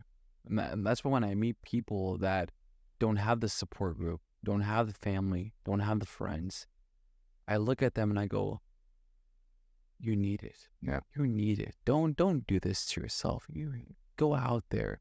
Go on, use the online, use Facebook friends, use whatever, create a system, because people that you confide in, they become your comrades, your therapists, your parents. Mm-hmm. They can become anything you allow them to become. So don't ever believe and make yourself feel like you are alone, because you're only harming yourself. Why do something alone when there's 8 billion people on this planet? Why not create friendships, comrades? You never know what you can learn from what they've been through, what they've experienced. Life is one big learning game. Mm-hmm. My goal is, when I'm 80 years old, 70 years old, 6 years old, I want to have friends. I want to be in different situations in life. I want to live through my friends, like parents live through their children when they go to high school and middle school and junior high and college and all those things. Mm-hmm. I want to have that with my children, my future children, of course, but through friendships also. How are you going to lose? You learn. You take what you want for yourself, and you take what you know that you don't want to yourself. It's a constant win-win. I've had a lot of people in the studio who have dealt with trauma. A lot of friends now, like new friends that have come in here and had chats. Like a lot of them had dealt with childhood trauma, not necessarily physical trauma like you. And they've kind of sworn that them writing about it help them work their way through it. And one of my friends who came in here and talked just a few weeks ago, like he turned it into like a fictional book, but the main character's him basically. Yeah, and he kind of worked through it like that. And I'm just curious, like, how long into the writing process did you start to think like, oh, this is helping and not hurting? You mean cognitively, like practice? Yeah, like I just, like writing, like you had these journals, right? Yeah. And you were writing in the journals, but also too, you're probably also writing some things that you remembered from the past and things that were happening to you. Like I really think writing through trauma is a really helpful process because it makes it real and it puts it on a piece of paper. So now it's not just living in your brain. Yeah. Now it's living on a piece of paper, and you can, rip up the piece of paper, you can set the piece of paper on fire, or you can turn it into a book. Yeah. But either way, it's real, and it's not just living in your head making you miserable. And I feel like, I have not experienced trauma like this, so I'm speaking through other people who have told me their experiences. But I'm just curious, like, when did you start to realize, like, oh, writing this is actually helpful, or writing this might actually be something? There's a quote, I forgot where it's from, but it says that when you write things down, when you write down a problem or a thought, you have it 50% complete. And let's start there. When I began writing, after my injury, I had a very, very low attention span. I still do. I can't watch TV anymore. I can't watch movies. I can look at the screen and be on a date or be with friends and watch it, but my mind continues to race. So the only way that I found to kind of neutralize my thought process was writing. Writing is the one place that I can focus, and it felt so good to... When I watch TV, or when you watch TV, I'm sure you see that your mind doesn't get tired looking at an animation of television coming at you, pictures, talking. But when you write stuff down and you reread it, and you edit it, and you make sure that it's really clean in the grammar and the punctuations, and you use your thesaurus, your brain hurts. Like, you get tired mentally, not physically. I mean, it doesn't actually go physically, but you get tired mentally. And when that happened to me, I go, wow, this has got to be good for my recovery. If this is what I love doing, writing, because that's my biggest passion now, is writing. When I write, it's the greatest thing in the world because it's like a mental workout. And I can't exactly be the same bodybuilder that I once was physically, but mentally now I can give that same type of workout level exhaustion mentally to write stuff down. And that's when I started to feel like it was giving me a very good progress with myself, my recovery. And I love it. Yeah. I love it. It almost sounds like the way you had described it previously, like you lying in bed and having all these ideas bouncing around in your head and not being able to control them. Yeah. It almost feels like writing for you, and I'm paraphrasing for you, but you can tell me what you think about this. Like, it's almost like writing for you is like a vacation from having your brain just be on fire all the time. Yeah, absolutely. Because I love writing stuff down that makes you interested as a reader. Like, I like to write things down that just makes the reader feel entertained. And I feel like if I could entertain you with my story, which is a memoir that actually happened to me, that's a great feeling, because I feel like I'm accepted in a way that my story is accepted by someone else that is not going through the same thing, but is interested and is even entertained and enjoys it. That's the greatest feeling I could ever have as a writer. Well, I haven't read your book yet, but I've researched your story, and your team sent me some stuff as well, and I was instantly very keen to talk to you. So from someone who hasn't been through a similar kind of trauma, I wouldn't say I was like entertained, but I definitely wanted to understand how you mentally and physically went through that transformation and where you are today, right? But if you think about it, like so many people have gone through physical, mental, and emotional trauma in their life, and your story can benefit all of those. Like, you had physical trauma, but you also had to deal with mental and emotional difficulties in recovering from that. So it's like a full package. Yeah. And I just feel like other people who are dealing with various points of even a small portion of what you've been through can probably get something from the mental strength that you've shown to even tell your story. I was told that by many people, that I can't believe you went through this and you wrote about it, and you wrote about your mom giving you showers, you wrote about your cranioplasty surgery, you wrote about your seizure. Like, in my book, I go to the detail of how I felt getting a seizure, how I woke up in a ambulance out of nowhere. Yeah, I love telling the story, because I feel like my job as a person is to, if I go through something and it's something worth learning from and being inspired from by someone, why not write it down? Why not explain it? Because AI and technology can't exactly do these firsthand type of stories that actually happened. And I wanna show the reader that there's so many ways to feel about yourself. There's so many ways to feel about where you are, but don't let someone make you feel like you should think of it in a certain way. There's so many ways of outlets to do this. And you just have to see other people's ways, and then see if you wanna have that in your own self, in your life. So it's really, I love telling stories, and I think my book is entertaining, it's inspiring, it's interesting.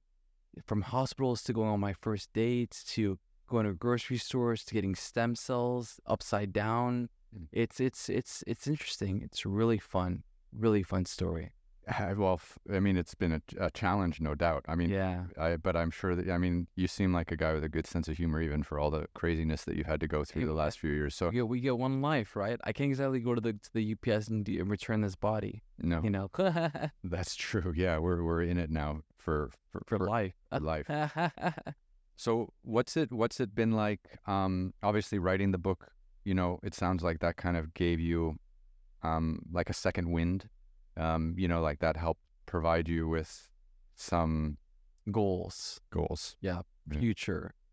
Yeah. My biggest goal in life is to tell my stories and to visit places, in rehab facilities, in hospitals, in business conferences, in whatever I can, to smile, show people like I was dead for 10 days, said to never awaken. After being on the top of Mount Everest, I was dead. And then I woke up, I had half my body. Literally, so in your brain, you have two hemispheres to your brain. Right. Yeah, I damaged my right hemisphere. As you or the camera can see, a small little scar. I don't know if it's even viewable. I can't. Yeah, it's on that side though, on the right side. Yeah, that's great. And I have to get a haircut too. That's another story. But yeah. So when you damage a certain side of your brain, the right side, it controls the entire left side of your body, the entire left side. Same with the left hemisphere, it controls the right side. I damaged my right side, so I was the pinnacle of the bodybuilder of his entire body. And then I woke up after said being dead and only having half of my body. And I want to say that you can still smile, you can still go on date, you can still do well in business, you can still feel fulfilled, you can still travel the world, you know, you can still visit cultures and learn and still love your life. Because people that have strokes and people that have injuries, people that tear meniscuses and paralyzing or messes up their rotator cuff, never to be able to play basketball, ACL, all these injuries, they're said on paper, they will never get this, they will never get that, which translates to they'll probably never feel happy people will translate that, I'll never be happy again. But I'm here to say you can still be happy. Mm-hmm. I have my good days. I still have my bad days like everyone else. Mm-hmm. But I still have good days, man. I tell that to my friend in Melissa, my manager. I'm very honest. I go, today's a bad day. I don't feel very good. I really don't want to be here in this life. I want to go away. I should have passed away. I make stupid quips and jokes, but I do still have good days. I say that to my friends. It's a good day, man. Today's Saturday. Tomorrow's Sunday. There's a whole weekend ahead of us. Let's go out. Oh crap, it's raining right now. Oh, probably won't rain tomorrow. Let's go do something. Let's go see the world. Yeah. Yeah. It's a unique perspective you have now, to be able to share that with people who, because I think because people who don't go through any kind of trauma like that, I feel like a lot of Granted, and they sleepwalk through life. they're not appreciated, and I wasn't appreciated because I never been injured in my life before my injury, before my TBI. I never in my life ever hurt myself. Never had stitches, or it's like dissolvable stitches, nothing crazy. I never broke an arm, never broke a leg, never had any issues in my body, never digestive issues, nothing ever. So I took it for granted. I'm not gonna get hurt. Yeah. As everyone does. You never lost an arm, Mm-hmm. never lost a leg. Now I can't tie my shoes anymore, so all my shoes have to be slipped on. There's many adaptations I needed to create for myself to relive my life after the age of 27. My whole life went to being 1 year old all over again. Mm-hmm. And that's in my book. 1 year old, 5 years old, 7 years old, 11 years old, 15 years old. Every single chapter in my book, I have headers. How I feel, my age, how mentally my age, the percentage, the usage of my left arm, the percentage on my left leg, because they were once paralyzed, and now slowly but surely they go in percentages every chapter. 15% for the arm, 30% for the leg, and then there are things like attainments. You get your license again, and then there is also skin state, broken skull, broken this, torn whatever. Every single chapter, there's like a uniform of headers. Mm-hmm. It's like a little like a headline like on basketball like stats. Mm-hmm. Every chapter, that's when it's basketball, I think. Every chapter there's a stats, header stat. Every chapter About how you're rebuilding Adam. Losing something, attaining something, percentages of my progress, and just in the chapter name. Every chapter. It's fun. It's a fun book because I'm not a reader. It's funny.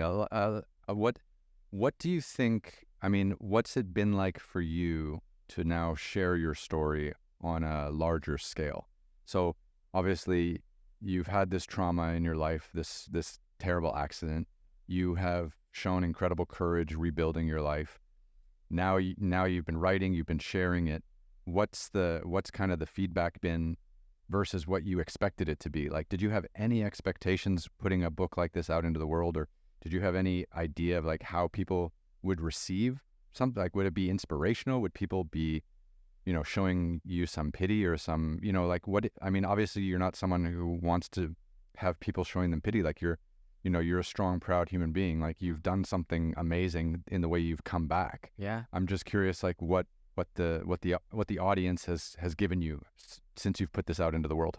I'm still very, very early. The book came out a few weeks ago, but from all of the beta readers that we've had, and I've actually desired to have the extra amount of beta readers because I got, I think 2 times or 3 times more beta readers than a normal author does for his books, and friends and family read, because I was, like you just said, I didn't want to be pitied.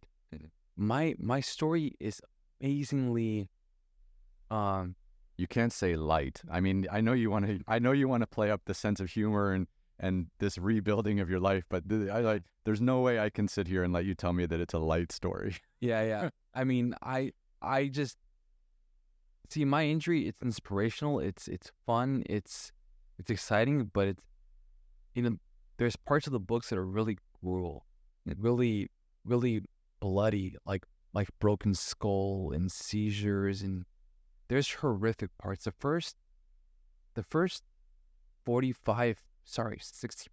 of the book, it's really, really rebuilding my life from a bodybuilder. Like the first chapter, it's the introduction, it's the biography, what I was able to, how strong I was, how capable I was, how amazing I was as a person. But then from that first chapter to the next 15, 17 chapters, the chapters are shorter, is like, I can't walk, I'm in rehab, I have a broken skull, seizures, I'm getting investigated and interrogated by the DMV. I don't know, my mom is living with me, showering me. It's like all the way back to age 1 all over again. But then things get exciting. Things get entertaining. I start going on dates again. I go to the grocery stores. I start getting stem cells and meeting people and working and being by my dad and fulfilling myself as a person. So I thought that I was very scared that I'd be pitied upon, and I didn't want to be pitied upon. So I hired so many beta readers, so much over the top. And we had about 12, 13 beta readers, 14 of them. Every single one of them, it's like a Coca-Cola commercial. Every single one of them was rooting for me, was happy, was excited, were entertained. They wanted to know when the next book, because it ends on a big cliffhanger, like a big cliffhanger. They wanted the next show. Oh my gosh. Because let me paint you just very quick. I don't want my manager to get mad at me, give away too much of the book. Yeah, don't give away too much of this stuff. But yeah. Well, I'm just going to say, I was pronounced dead. At the end of the book, you're excited for me. You're excited for me. And the reader wants to know, what is the next roller coaster ride? What the heck is happening next? So it's fun. The entertaining book. But I was scared. I was scared about being pitied upon. That was the big, big factor. And I thought, would anybody be interested in reading about a guy that broke his skull in Thailand and going through all these airlines and seizures and blah, blah, blah? Would I want this? But there's not one person that has said anything negative. Nothing like, you shouldn't have said that, or you should do a little less. Nothing. And that's also thanks to my manager, Melissa. She knew how to cut all the extras that I wrote to make sure we just get to the realm of the entertainment and the things that will make the reader feel so enticed to keep reading. And every person that's read my book go, it's never boring. And something happens every single chapter. What the heck? I can't stop. And go, great. Big breath for me that I'm not getting too pitied upon, that you're actually interested. And everybody's interested, and I love it. And I'm still at the very, very early stages. The book came out weeks ago, days ago. But so far, it's been nothing but an A-. A plus.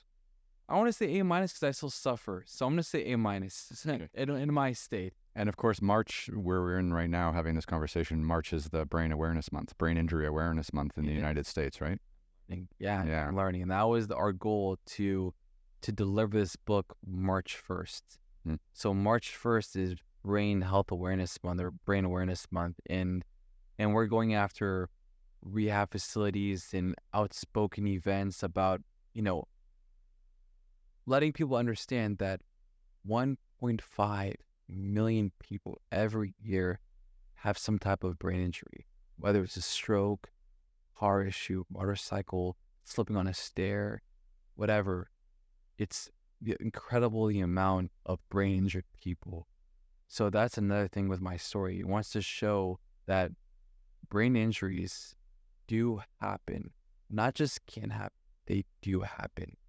there are many millions and millions and maybe hundreds of millions of people with a sense of brain injury, even being born like with a brain injury, unable to speak, listen, comprehend, move, physical limitations. There's many people, and my story is to be that voice, because when I got my brain injury, I used to look up to people like Brad Pitt, Johnny Depp. I used to love these celebrities, Edward Norton. I used to love them.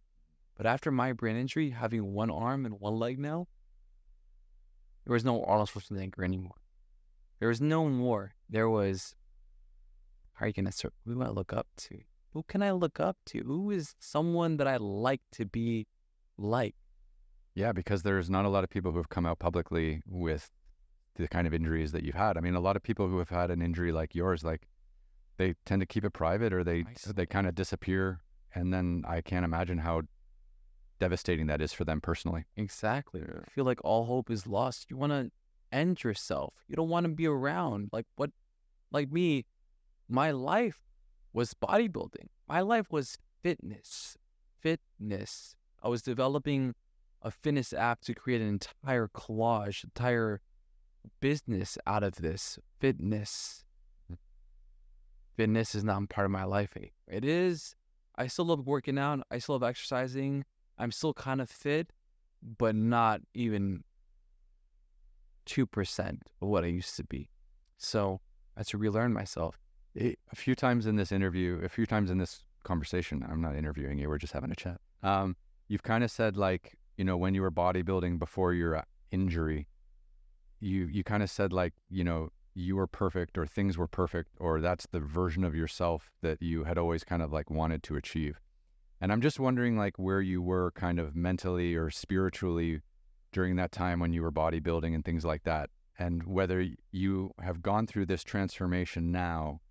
I feel like anyone who's been through what you've been through, your mental strength, your mental capacity for dealing with problems, your strength in being able to, manage your life on a day-to-day basis is and the acceptance of what's happened to you is so much stronger now than what you would have been when you were weightlifting and bodybuilding before your injury.